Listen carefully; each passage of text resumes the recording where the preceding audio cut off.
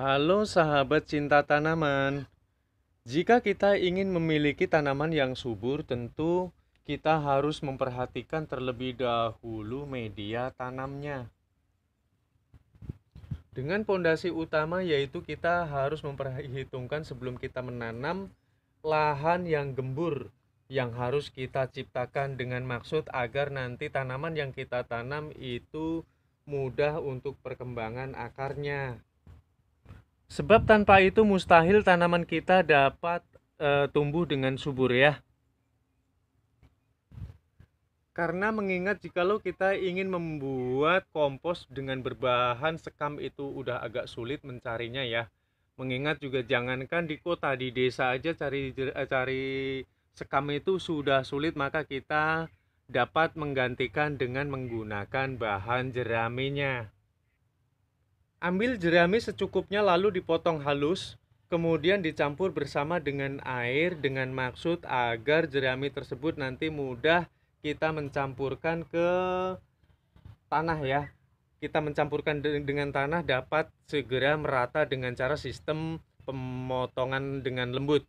Dan di samping itu adanya perendaman dimaksudkan yaitu agar jerami tersebut segera mengalami pembusukan sehingga dapat mengundang bakteri baik yang dapat menciptakan karbon dioksida yang bagus. Kita ambil jerami, lalu kita campurkan di sini. Campurkan hingga merata seperti ini ya. Terus kemudian jikalau kalian ada, berikan sedikit bakaran seperti ini. Ini tuh bekas bakaran sampah-sampah ini ya, ranting-ranting maupun daun. Dimaksudkan apa? Dengan bakaran seperti ini, sobat dapat mempraktikannya sendiri. Kalau jenis bakaran seperti ini dari abu hingga arang, dia mampu menahan air lebih lama dibanding dengan tanah yang normal.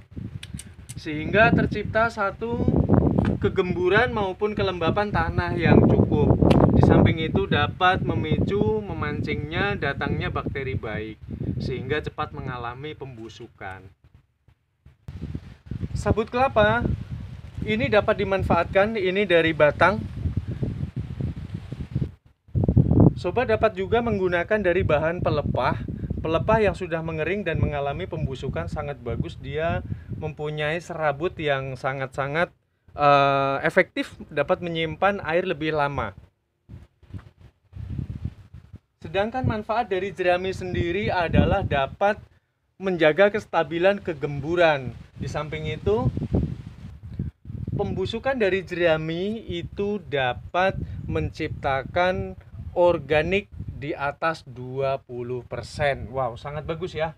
Jadi jerami maupun dari sekam bahkan sampai di padi juga isinya itu dapat menciptakan organik di atas 20%, sangat bagus untuk kesuburan tanaman. Manfaat dari batang padi, dari akar hingga buahnya memang sangat efektif sekali bila kita gunakan untuk tanaman.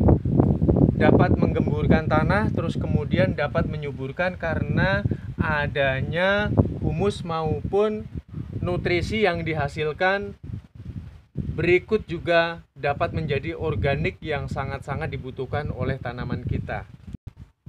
Sabut kelapa yang memiliki karakter dapat menyimpan air lebih lama, berfungsi juga ada sedikit kemiripan dengan tanaman padi ya, dari akar hingga buahnya. Dia setelah mengalami pembusukan juga akan dapat menjadi pupuk organik. Jika ingin menggunakan bakaran, pergunakanlah bakaran yang sudah terlerai seminim-minimnya 2 minggu agar hawa panas yang ada pada sekitarnya itu sudah hilang ya. Terlebih jikalau ingin menghilangkan itu dengan cara sistem penyiraman, itu akan lebih cepat adem gitu, sehingga tanah tersebut ini dia nanti akan dikerumuni oleh bakteri baik sehingga dia dapat menciptakan karbon dioksida yang diperlukan. Menggunakan bahan-bahan yang ada di sekitar rumah kita seperti bakaran sampah, terus kemudian jerami. Kalau nggak ada jerami boleh nggak bang? Boleh pakai daun-daun kering ya. Aku rasa di seluruh seluruh Indonesia daun-daun kering banyak ya, termasuk sabut kelapa di tukang kelapa itu banyak. Kalaupun ini tidak ada dari salah satu tidak masalah, yang penting itu ada penahan air sehingga kelembapan itu tetap terjaga di areal tanah. Kita dapat saksikan tanah yang normal seperti ini, dia mudah kering dibanding dengan tanah yang sudah kita olah, yang sudah kita campurkan beberapa bahan menurut karakternya gitu. Manfaat dari jerami sendiri adalah berfungsi sebagai pengganti sekam, yang bertujuan dia dapat mengontrol, yang paling utama dapat mengontrol tingkat kegemburan. Terus setelah dia mengalami sebuah pembusukan, di samping dapat menjaga kegemburan, dia dapat menciptakan pupuk organik yang diperlukan. Itu kurang lebih sekitar di atas 20%, itu yang aku tahu ya. Dan terus kemudian ini ada sabut kelapa. Sabut kelapa tadi boleh dicampurkan di sana, boleh juga enggak. Ini cukup ditaruh di areal sekitar akar, tapi dengan cara sistem dia menggumpal seperti ini ya. Itu taruh di sekitar akar, tujuannya apa? Untuk menjaga kelembapan, itu pun sangat efektif. Hanya perbedaannya jikalau kita hancurkan maka dia akan cepat mengalami sebuah pembusukan. Jadi pembusukan itu dapat mengundang karbon dioksida yang diperlukan tanaman. Dari cara keduanya itu sangat bagus sekali jika kita ingin mengaplikasikan. Tidak dapat dipandang remeh juga dari arang maupun dari abu ya. Abu bekas bakaran itu aku sudah melalui beberapa praktek dan riset, ternyata abu itu jikalau kita siram dengan tanah yang normal biasa seperti ini, dia jauh banget lebih dapat mengontrol kelembapan. Ternyata dapat menyimpan air lebih lama dibanding dengan tanah. Nah, di samping itu sama prosesnya pun, hanya karakternya yang berbeda ya. Mungkin karena ada unsur-unsur yang aku masih belum tahu gitu, tapi pada kenyataannya dapat menghasilkan media tanam yang bagus.